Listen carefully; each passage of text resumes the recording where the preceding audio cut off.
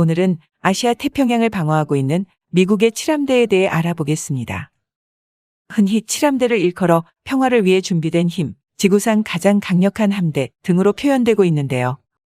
우리가 미국의 칠함대라는 말은 많이 들어봤지만 실제 칠함대의 파워나 무기의 종류 등에 대해서는 잘 알지 못합니다. 오늘은 미국 칠함대가 왜 웬만한 중소 국가의 전력을 능가하는 월드 클래스인지에 대해 알아보도록 하겠습니다. 현재 칠함대는 일본 요코스카 기지를 모항으로 하고 있으며 이와 더불어 사세보 기지와 미국령 괌 기지를 함께 사용하고 있습니다. 기본적으로 칠함대는 이들 기지에 분산되어 있으며 유사시에 칠함대의 전열을 꾸린다고 보시면 됩니다. 그래서 모항인 요코스카 기지에는 지휘통제함, 항공모함, 타이콘데로가급 이지스 순양함, 알레이버크급 이지스 구축함, 주말트급 이지스 구축함 등이 배치되어 있으며 사세보 기지에는 강습상륙함, 수송상륙함, 상륙선거함, 소해함 등이 배치되어 있습니다.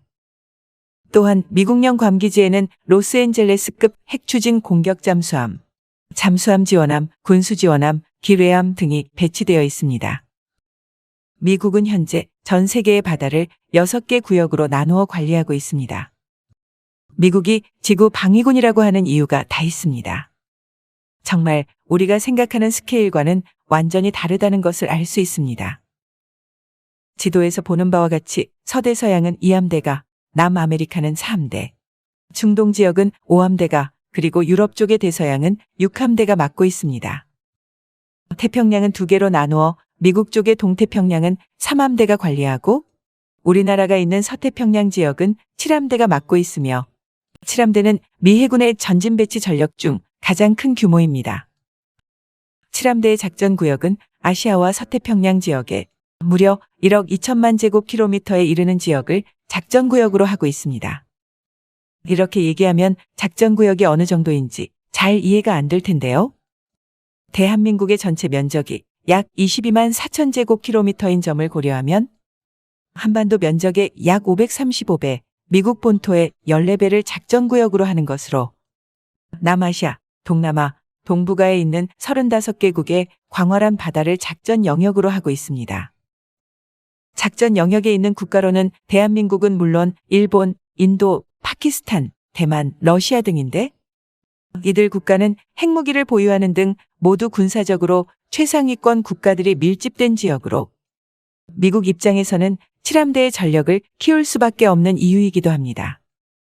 이번 우크라이나 전쟁으로 조금 달라지기는 했지만 유럽의 경우 냉전 종식 이후 전반적으로 군비를 축소하고 있지만 동북아시아 지역은 한중일, 삼국 군비 경쟁만 해도 만만치 않은 지역이죠.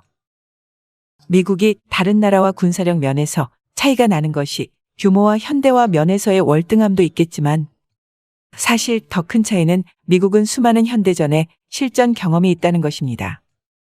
칠함대 역시 과거 수많은 실전 경험이 있는데요. 태평양 전쟁이라 부르는 2차 세계대전, 그리고 우리나라의 6.25 전쟁, 베트남전, 그리고 걸프전까지도 참여하였습니다. 걸프전 같은 경우에는 직접 참여한 것은 아니고 토마호크 미사일 등의 지원과 군수품 조달을 주로 하였죠.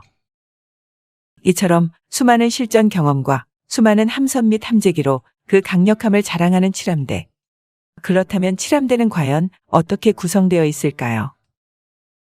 우선 칠함대는 로널드 레이건함 등 총 60여 척의 함정과 350여 기의 항공기, 그리고 약 6만여 명의 병력으로 구성되어 있습니다. 전문가들은 로널드 레이건함까지 포함한 칠함대의 전력 가치는 약 45조 원에 이른다고 말하고 있죠.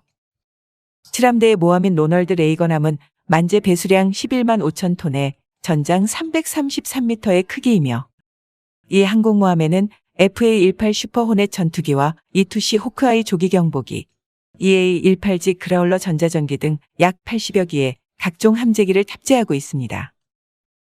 또한 항공모함을 호위하기 위해 수많은 함정이 따라붙는데요.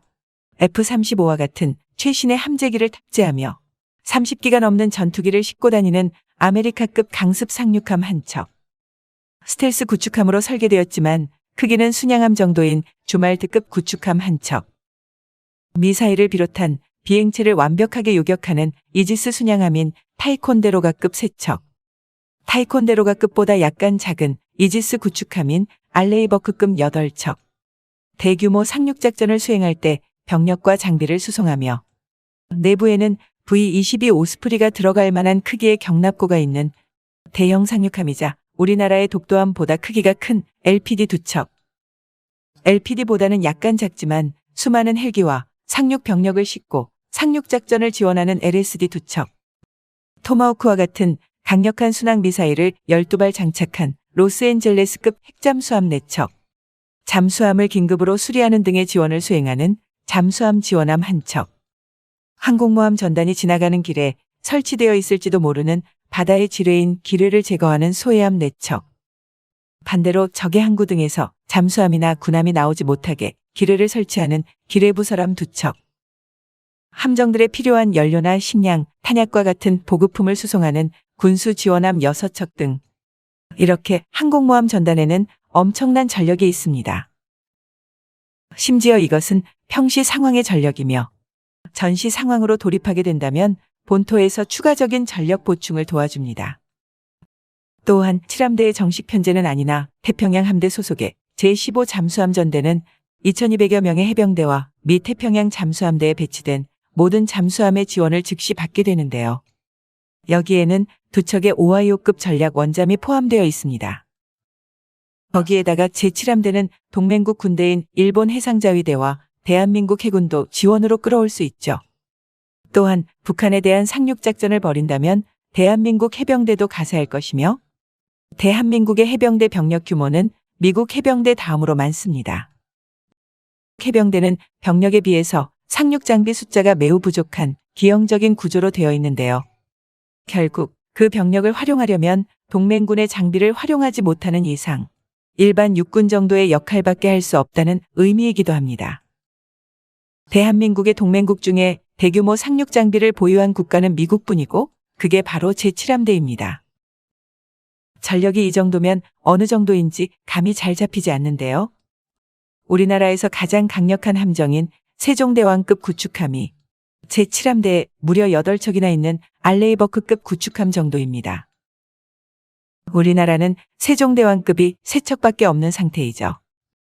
물론 얼마 전 우리나라는 정조대왕급 구축함을 진수하였지만요. 당연히 우리나라에는 항공모함이나 전투기를 운용할 수 있는 강습 상륙함도 없습니다. 우리나라는 단 2척의 헬기를 운용할 수 있는 강습 상륙함이 전부이죠. 또한 우리에겐 한 척도 없는 원자력 잠수함이 무려 4척이나 있습니다. 이렇게 말하니 우리나라가 약한 것 같지만 절대 우리나라가 약한 것은 아닙니다. 제7함대가 비정상적으로 너무 강한 것입니다. 그래서 동맹이라는 것도 필요한 거고요. 여기에 더해 얼마 전 우리나라 공군도 도입해서 운용 중인 고고도 무인 정찰기 글로벌 호크와 유사한 CTF-71을 2020년 1월 7함대에 최초 배속하였습니다.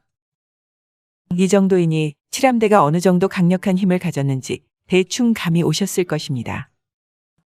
또한 7함대에는 USS 블루리지함이라고 불리는 지휘함이 따로 있습니다. 우리는 흔히 항공모함이 가장 강하고 맨 앞에 있으니 항공모함의 지휘부가 있겠다고 생각할 텐데요. 7함대에는 특이하게도 지휘함이 따로 있습니다. 이런 정식 지휘함은 미국에도 단 2척밖에 없죠. 그만큼 7함대의 규모와 중요성이 크다는 방증이기도 할 것입니다. 그렇다면 미국은 왜 다른 함대에 비해서 서태평양 지역에 7함대를 이렇게까지 키운 걸까요? 여러 가지 이유가 있겠지만 전문가들이 말하는 가장 큰 이유는 바로 중국 때문입니다. 중국은 현재 군사부문의 R&D 분야에서 미국을 거의 90%까지 쫓아왔다고 얘기하고 있으며 투자 역시 게을리하지 않습니다. 중국은 그동안의 경제 성장을 발판으로 다양한 종류의 함정들을 거의 공장에서 찍어내듯이 만들어내고 있습니다. 특히 해군력에 있어서는 성능은 다소 떨어지더라도 괄목할 만한 성장을 보이고 있는데요. 항공모함도 일본 항모인 야오닝함에 이어 2019년에는 이번 항모인 산둥함을 배치하여 운용하고 있습니다. 그리고 얼마 전 3번 항모인 푸제남을 진수하였으며 2035년까지 최소 6척의 항공모함을 운용할 것이며 이 중 4척은 핵추진 항모를 운용할 계획을 하고 있습니다. 더군다나 아시아권 최대 규모를 자랑하는 중국형 이지스함인 055형 구축함에 이르기까지 수많은 전함을 건조하고 있습니다.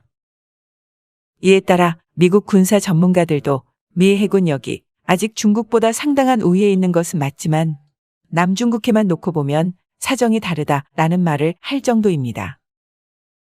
하지만 미국은 그 많은 함대 중 겨우 하나의 함대이고 전시 상황에 추가로 보충받는 지원 내역을 함께 고려해 본다면 중국이 전체 군사력 모두를 동원해도 중국의 승리를 장담하기 어렵습니다. 실제 전쟁이 발발한다면 같은 지역에 한국, 일본, 호주 등의 동맹국도 힘을 보탤 테니 말이죠.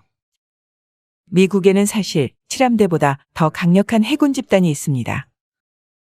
그것은 바로 제1함대인데요. 하지만 1함대는 이렇게 숫자를 붙여 부르지 않습니다. 1함대는 미국의 본토 해역을 담당하는 국토안보부 소속의 해군입니다.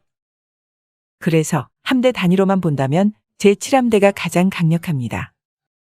제7함대의 해군력만 하더라도 국가 기준 세계 5위권 안에 충분히 들어가며 이는 미국 전력의 일부밖에 되지 않습니다. 이런 위력이니 북한과 중국이 극단적인 군사 행동을 하지 못하는 것입니다. 제7함대를 상징하는 평화를 위해 준비된 힘이라는 말처럼 정말 이름값을 하는 것처럼 보입니다. 지금까지 세계에서 가장 강력한 힘, 7함대에 대해 알아보았습니다. 끝까지 시청해 주셔서 대단히 감사드리며 구독, 좋아요, 알람 설정 요청드립니다.